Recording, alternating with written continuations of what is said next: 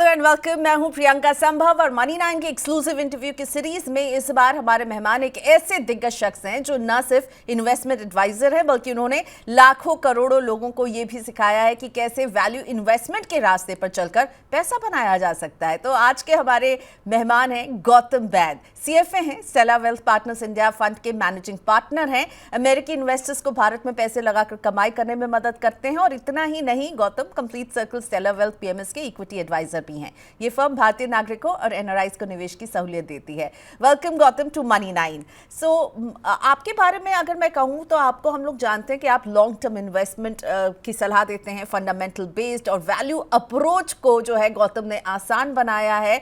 और इनकी लोकप्रियता की एक जो वजह है जिसे मैं कहूँगी कि जिसे हम सब ने पढ़ा है और वो है कि एक अच्छे इन्वेस्टमेंट एडवाइजर के साथ साथ तगड़े ऑथर हैं गौतम। उनकी किताब the joys of compounding needs no introduction दुनिया भर में बेस्ट सेलर है और इस किताब ने वैल्यू इन्वेस्टिंग की अहमियत को समझाई है। तो आज इन्होंने हमारे लिए वक्त निकाला है और मुझे लगता है मनी 9 वो प्लेटफॉर्म है जो लोगों को इन्वेस्टमेंट करने का सही तरीका बताता है और जब आप फंस जाते हैं तब उससे कैसे निकलना ये भी समझाता है। इसलिए Gautam is the right guest for us today. Thank you so much Gautam, आपने वक्त निकाला। सबसे पहले चाहे मैं आपकी बात करूं जॉयज ऑफ कंपाउंडिंग की या फिर the making of value investor, दोनों में आपने वैल्यू इन्वेस्टिंग को हमारे लिए डिकोड किया है, समझाया है। तो एक जॉयफुल इन्वेस्टर बनने के लिए, फ्यूचर में पैसा बनाने के लिए आपका गुरु मंत्र है कि वैल्यू इन्वेस्टर बनिए। तो मैं चाहूंगी इस कॉन्सेप्ट को सबसे पहले डिकोड करते हैं। ये वैल्यू इन्वेस्टमेंट क्या होती है, वैल्यू इन्वेस्टिंग क्या होती है?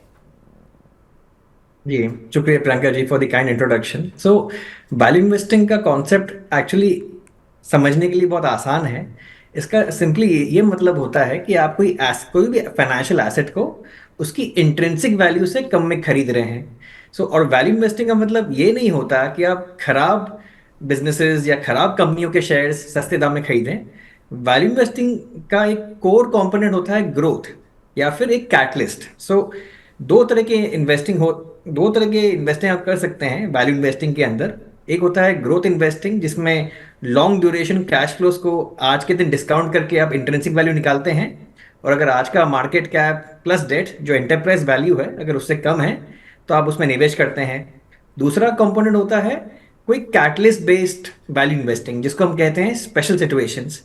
तो इंडियन मार्केट में प्रमोटर या management change, merger arbitrage, D merger, ये तीन खास स्पेशल सिचुएशन कैटेगरीज हैं जिनमें आप एक कैटलिस्ट के लिए वेट करते हैं और फिर आप इससे भी मुनाफा कमा सकते हैं। तो जो भी स्टाइल आप अपनाएं, ग्रोथ इन्वेस्टिंग या स्पेशल सिचुएशन इन्वेस्टिंग, इंपॉर्टेंट ये है कि अक्रॉस मार्केट साइकिल्स आप अपने इन्वेस्टमेंट फिलॉसफी को मत बदलिए, क्योंकि मार्केट में investment themes and investment styles fashion में आते जाते रहते हैं। बेसिकली हर चीज़ सिक्लिकल है मार्केट में।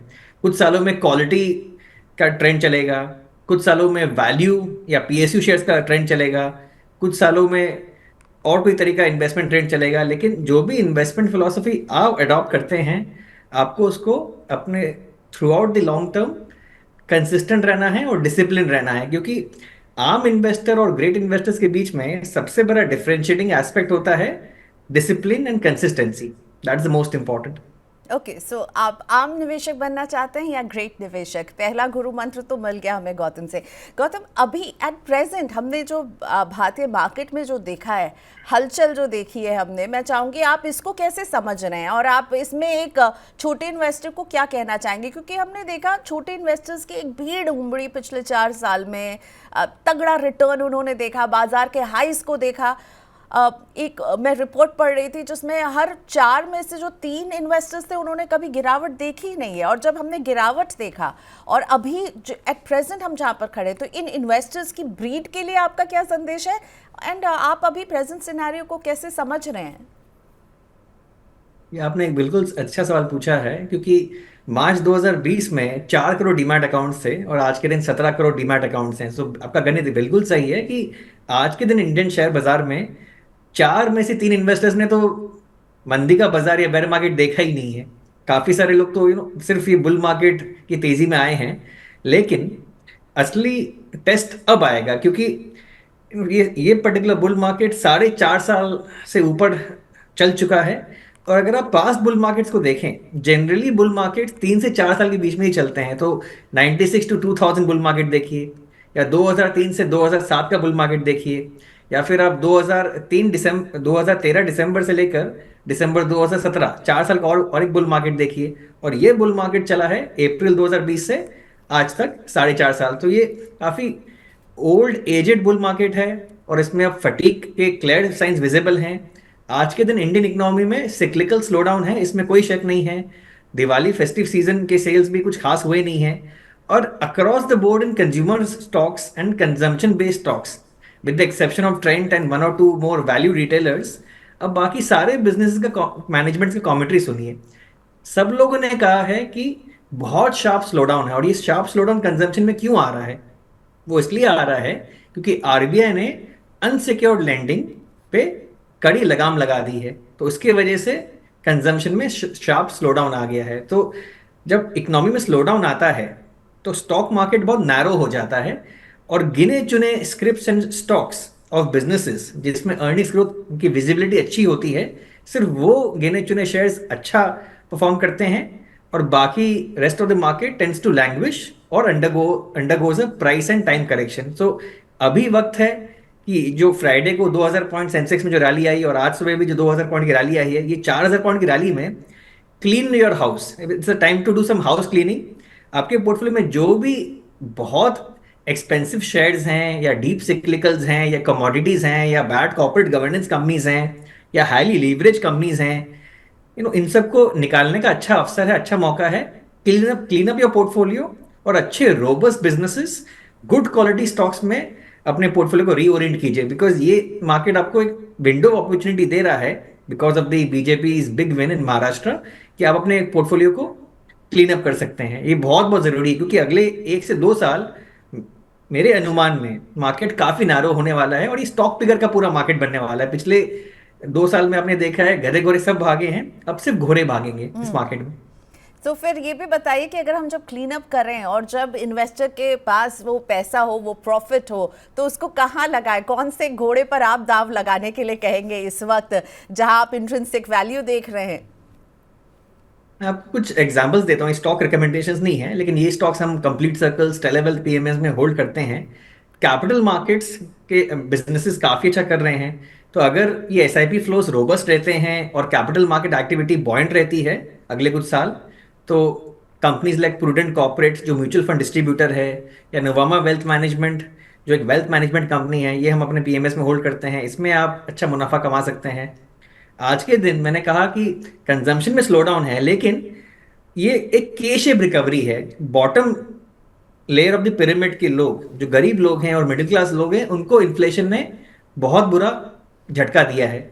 लेकिन जो सुपर रिच प्रीमियम कैटेगरी है, उस कैटेगरी में स्लो डाउन विजिबल नहीं है। So branded discretionary consumption in the luxury side, for example एक कंपनी है हमारे पीएमएस पोर्टफोलियो में, ईथॉस लिमिटेड, जो बहुत हाई एंड स्विस वॉचेस के रिटेलिंग करती है। उसके नतीजे काफ़ी अच्छे आए हैं। Top line growth was very robust. Conference call में मैनेजमेंट ने यह भी कहा कि अक्टूबर महीने में, जो ऑनगोइंग क्वार्टर है, अक्टूबर मंथ में उन्होंने 47% year on year sales growth किया है। तो जब इकोनॉमी में स्लो डाउन होती है ना प्रियंका जी, तो ये जो जो कंपनी टॉप लाइन ग्रोथ बहुत बढ़िया दिखा सकते हैं ना, उनकी शेयर्स में काफ़ी बढ़िया डिमांड आती है, और वो उनमें वैल्यूएशन री रेटिंग भी काफ़ी होती है, because the supply is limited but the demand goes up for such kind of businesses। तो उनके शेयर प्राइस काफी अच्छा करते हैं। तो ये टाइम है आपको टॉप लाइन ग्रोथ पे फोकस करना है, क्योंकि अगर कोई कंपनी स्लो डाउन के बीच में भी अच्छी टॉप लाइन दिखा पा रही है, तो जब रिकवरी आएगी तो वो और भी बढ़िया प्रदर्शन कर सकती है फ्यूचर में। तो ऐसे शेयर्स पे आप फोकस कर सकते हैं। Okay, all right, very true, के शेप रिकवरी। आपने वॉच का एग्जांपल दिया। हम पिछले हफ्ते से लगातार रियल एस्टेट से आ रहे जो रिपोर्ट्स हैं वो भी बता रही हैं कि premium segment is doing well. So ये बिल्कुल आप जो कह रहे हैं वही इंडिकेशन है। आपकी बुक का बहुत फेमस कोट है कि a bull market inculcates many bad habits in investors और hard lessons are learned in subsequent bear market. और हम जब दिग्गज निवेशक विजय खेरिया से बात करते वो कह रहे थे कि मैं भी लर्नर हूँ। तो अभी आप क्या कहेंगे, आपको क्या लर्न करना है इस बाजार से? क्योंकि एक जो रिटेल इन्वेस्टर है गौतम जी, अब क्या होता है कि वो इतना समझता नहीं कि बाजार कहाँ। हम देख रहे हैं कि 8 दिन लगातार गिरते हैं मार्केट, फिर एक रिएक्शन किसी खबर पर आ जाता है और वो फिर चढ़ जाते हैं, जैसे 2 दिन से हम देख रहे हैं। सो आप क्या लर्न करने के लिए कहेंगे? अभी के लिए आपका मंत्र क्या होगा? How to stay calm? Rakesh ji, हर मार्केट करेक्शन के बाद एक नई सीख मिलती है। हम बहुत बार टाइमलेस लेसन्स ऑफ इन्वेस्टिंग हम लोग रिविजिट करते हैं। तो जैसे पिछले 2 महीने में आपने देखा होगा, निफ्टी में सिर्फ 10% का करेक्शन आया because of heavy SY selling, लेकिन काफी मिड कैप स्मॉल कैप शेयरों में 30-40% का गिरावट भी आ गया। ट्रू। तो पिछले 2 महीने की बात करते हैं, हम लोग ने क्या क्या सीखा है इस पिछले 2 महीनों में। एक तो सबसे बड़ी चीज सीखी है कि F I matter, foreign investors बहुत मैटर करते हैं। एंड सितंबर महीने में जब निफ्टी ऑल टाइम हाई पहुंच गई थी, तब काफी नैरेटिव्स चल रहे थे, जो हर बुल मार्केट का खास कैरेक्टरिस्टिक है कि स्टोरिफिकेशन नैरेटिव्स बढ़ते जाते हैं जैसे जैसे मार्केट में तेजी आती है। लोग बोलने लगे थे कि हमें फॉरेन इन्वेस्टर्स की जरूरत ही नहीं है। ऐसा नहीं है। हम लोग ने पिछले 2 महीने में डोमेस्टिक एसआईपी फ्लोज की वजह से ये फॉरेन इन्वेस्टर के आउटफ्लोज को संभाल लिया, लेकिन जैसे आपने शुरू में कहा था कि 4 में से 3 इन्वेस्टर्स ने तो time long extended bear market या टाइम करेक्शन देखा ही नहीं है। वो अगर और कुछ महीने ये continuous erosion in the mutual fund portfolios and stock personal stock portfolios अगर वो देखेंगे, तो वो मार्केट से तो विड्रॉ कर लेंगे या फिर अपना एसआईपी बंद कर देंगे। और फिर हमें small cap and mid cap shares को सपोर्ट कौन दिला पाएगा? उस समय एफआईज की अहमियत हमें और ज्यादा अच्छे समझ में आएगी। तो पहला सीख है, foreign investors FIIs matter a lot in the Indian market context. दूसरी बड़ी सीख, इस अर्निंग सीजन को अगर आप देखें, हम लोग काफी सारे म्यूचुअल फंड मैनेजर्स बहुत बात करते हैं कि लार्ज कैप सस्ते हैं, मिड कैप स्मॉल कैप महंगे हैं। मैं आपको कुछ उदाहरण देना चाहता हूँ large cap and mega cap space से। इंडिया का largest market cap company Reliance industries 22% down from the top, mega cap company, right. And large caps की बात करते हैं अब, टाटा कंज्यूमर प्रोडक्ट्स रिजल्ट्स के बाद गिरती है 15%, इंडसइंड बैंक रिजल्ट्स के बाद गिरता है 12-13%। Similarly Britannia, Nestle, there are so many other companies I can name to you that have just simply crashed after the results। तो ये large cap mid cap small cap bifurcation करने के बजाय आप गुड ग्रेट ग्रूसम बिजनेसेस का categorisation कीजिए, आप business पे फोकस कीजिए, मार्केट कैप पे नहीं। ये बहुत बड़ी इंपॉर्टेंट लर्निंग है कि earnings growth matters a lot. And तीसरी चीज, valuations also matter a lot. So foreign investors की अहमियत, अर्निंग्स ग्रोथ की अहमियत और वैल्यूएशंस की अहमियत, good old investing as we know it। तो इस पे basically after every market correction we revisit the basics. ये मार्केट करेक्शन कुछ डिफरेंट नहीं है, सेम ओल्ड लेसन हम वापस सीख रहे हैं। Okay, so it's just revision. आप अगर भूल गए तो उसको थोड़ा सा रिवाइज कर लीजिए। And could be a good time कि आप गौतम जी की किताब को भी एक बार पढ़ लीजिए, क्योंकि जो मेकिंग अ वैल्यू इन्वेस्टर है वो इन्होंने जर्नल के स्टाइल में लिखी है और बहुत ही इंटरेस्टिंग है। मुझे ये बताइए, एफआईआईज आर इम्पोर्टेंट आपने कहा गौतम, तो क्या लग रहा है कब आएंगे वापस? हालांकि अब हम एक स्लो डाउन देख रहे हैं। अब जो फ्राइडे को जो हमने उनका नंबर देखा है वो पहले के मुकाबले जो है वो बेटर है, इतनी ज़्यादा सेलिंग नहीं हो रही है। कब आएंगे वापस आपको लग रहा है? Because if they are important we need them in the market, right? बिल्कुल सही कहा आपने, लेकिन ऑनेस्टली मुझे कोई नियर टर्म संकेत दिख तो नहीं रहे हैं इनके लौटने के। I tell you the reason why. The primary reason, सबसे इंपॉर्टेंट वजह थी एफआई सेलिंग की, earning slowdown. India is a growth market. हम फॉरेन इन्वेस्टर जब इंडिया में इन्वेस्ट करते हैं, हम ग्रोथ के लिए इन्वेस्ट करते हैं। तो अगर अर्निंग स्लो डाउन आती है और वैल्यूएशन इतने महंगे हैं, तो फिर हम टैक्टिकली बाकी इमर्जिंग मार्केट्स में फोकस करना शुरू कर देते हैं। दूसरी इंपॉर्टेंट बात, प्रेसिडेंट इलेक्ट डोनाल्ड ट्रंप के आने के बाद अब अमेरिकन मार्केट्स के प्रति रुझान काफी बढ़ गया है, प्रेफरेंस बहुत बढ़ गया है foreign investors and global investors के बीच में। बिकॉज हम एक्सपेक्ट कर रहे हैं डॉलर बहुत स्ट्रांग रहेगा, एंड ट्रंप क्योंकि फिस्कल डेफिसिट बढ़ाएंगे थ्रू स्पेंडिंग, तो उसकी वजह से थ्रू कॉर्पोरेट टैक्स कट्स, इसकी वजह से काफी इंटरेस्ट रेट्स में भी असर पड़ेगा और इंटरेस्ट रेट्स भी हाई रहेंगे अमेरिका में। तो काफी ग्लोबल इन्वेस्टर्स इमर्जिंग मार्केट्स को बेचकर, जिसका इंडिया भी एक हिस्सा है, वो वापस यूएस मार्केट में जाकर 10 ईयर यूएस ट्रेजरीज में 4.5% अपना इंटरेस्ट रेट लॉक कर लेंगे। एक और बड़ी अपकमिंग कैटलिस्ट फॉरेन इन्वेस्टर्स के लिए आने वाली है 20 जनवरी के बाद। डोनाल्ड ट्रंप ने कहा है कि वो आते ही चाइना के इंपोर्ट्स पे बहुत भारी भरकम टैरिफ लगा देंगे। अब एक अच्छा निवेशक वो होता है जो सेकेंड ऑर्डर कॉन्सिक्वेंस के बारे में भी सोचता है। अगर चाइना पे टैरिफ लगता है इतना बड़ा बाय यूएस, चाइना क्या करेगा? चाइना अपनी करेंसी को डी वैल्यू कर देगा। हमारे पास में भी इंस्टेंसेस हैं, इन्होंने पास में भी ऐसा किया है। एंड फिर China apart outside of the US globally अपने गुड्स एंड सर्विसेज को डंप करना शुरू कर देगा. There will be a massive dumping of Chinese goods across the world. China deflation export करेगा एंड बाकी देश जो एक्सपोर्ट्स करते हैं टू रिमेन कॉम्पिटिटिव उनको भी अपनी करेंसी डिवैल्यू करनी पड़ेगी including India.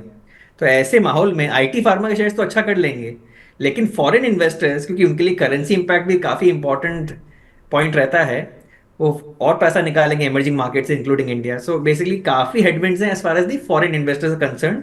Economic slow down, high valuations, rupee depreciation, ये तीनों फैक्टर्स को आप जोड़िए तो लॉजिकली स्पीकिंग फॉरेन इन्वेस्टर्स का वापस काफ़ी इन्फ्लोज आना मुश्किल लगता है. तो क्या हम और बॉटम अभी आया नहीं है, हम और जो है देखेंगे एक डाउनसाइड? अगर domestic SIP flows sharply slow down करते हैं from the current run rate, अगर वो आधे हो जाते हैं, तब आपको बहुत बड़ी गिरावट दिखेगी small cap mid cap shares में as well as large caps में. तो because foreign investors primarily large cap में इन्वेस्ट करते हैं, वो तो इम्पैक्ट विजिबल ही है. ब्रॉड बेस्ड बेयर मार्केट तभी आएगा जब डोमेस्टिक एसआईपी फ्लोज में स्लो डाउन आएगी.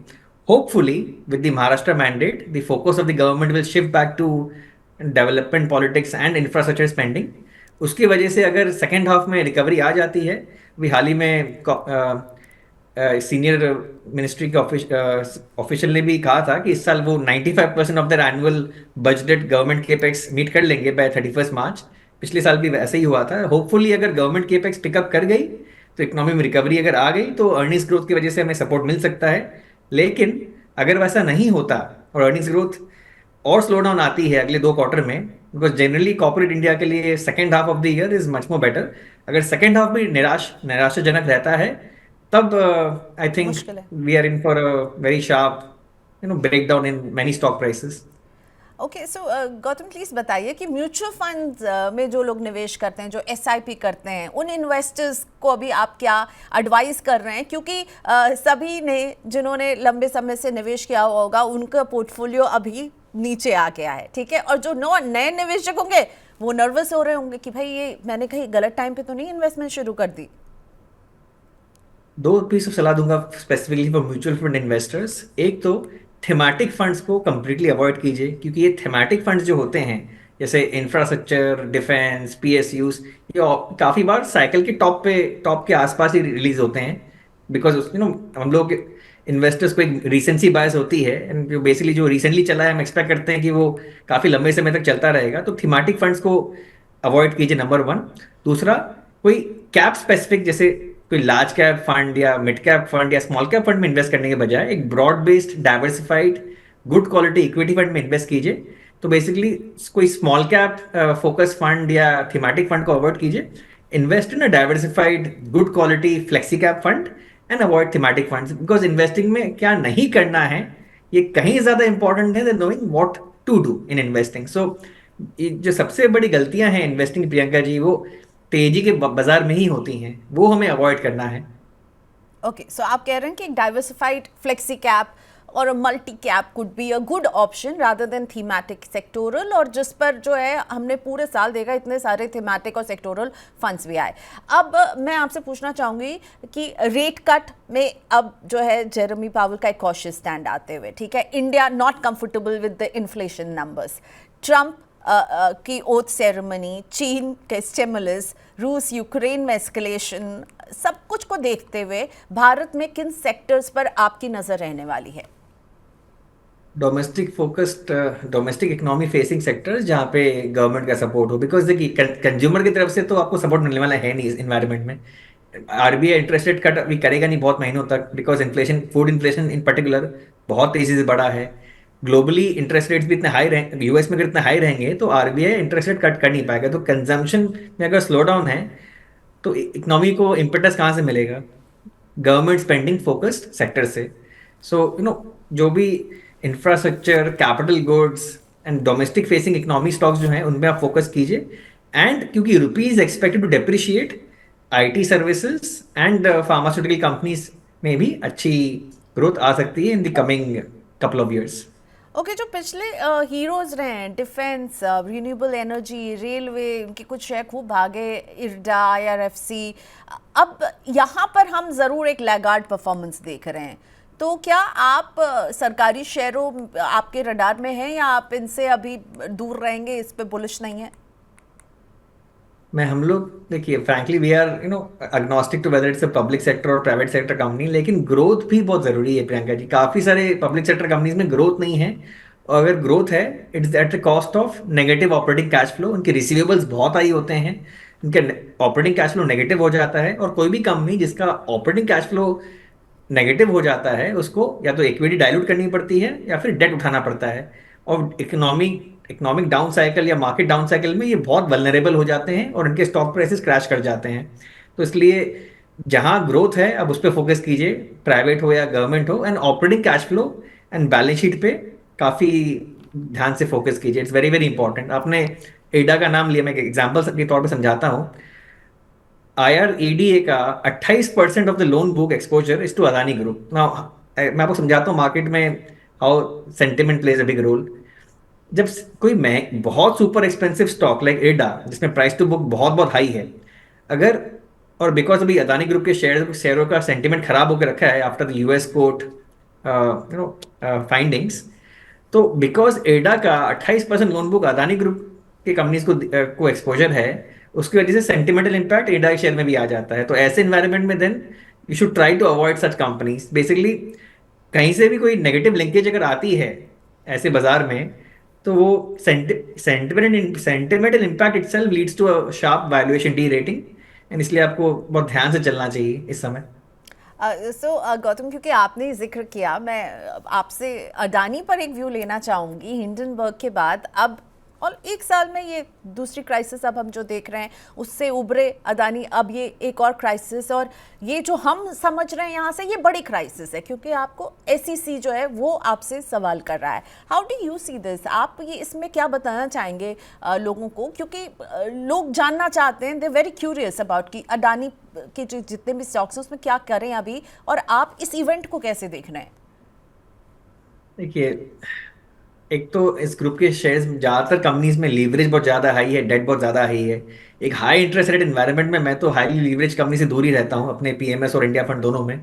तो इसलिए मैं एंड फ्रैंकली इतना heavy news flow driven stocks से भी हम जनरली दूर ही रहते हैं हमारे क्लाइंट्स के लिए।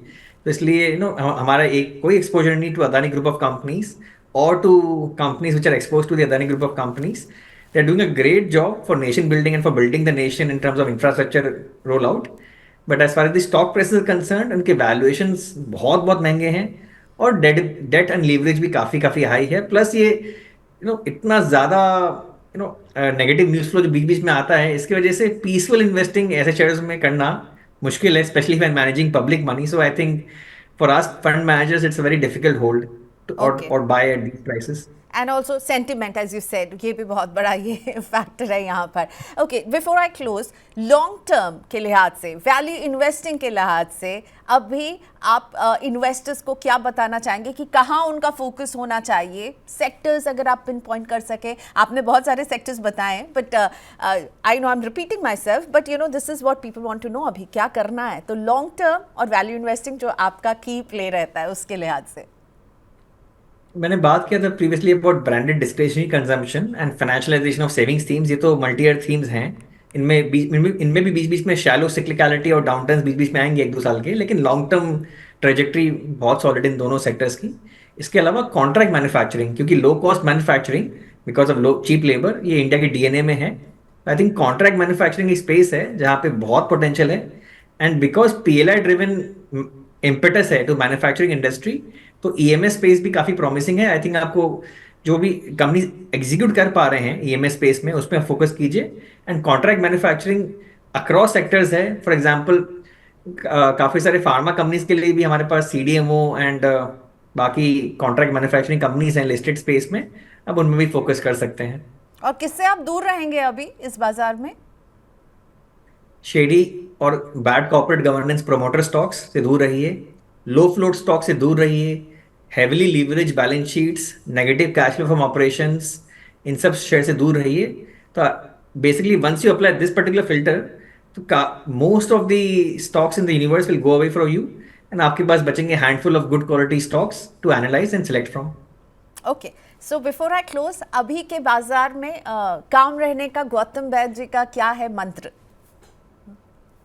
Believe in India's long term story and the power of India's business ecosystem and it's entrepreneurs. ये देश कई चीज़ों से गुजरा है आफ्टर द 1991 इकोनॉमिक रिफॉर्म्स, और हमारा बुल मार्केट पिछले 33 सालों से चला जा रहा है। 33 ईयर ओल्ड बुल मार्केट है।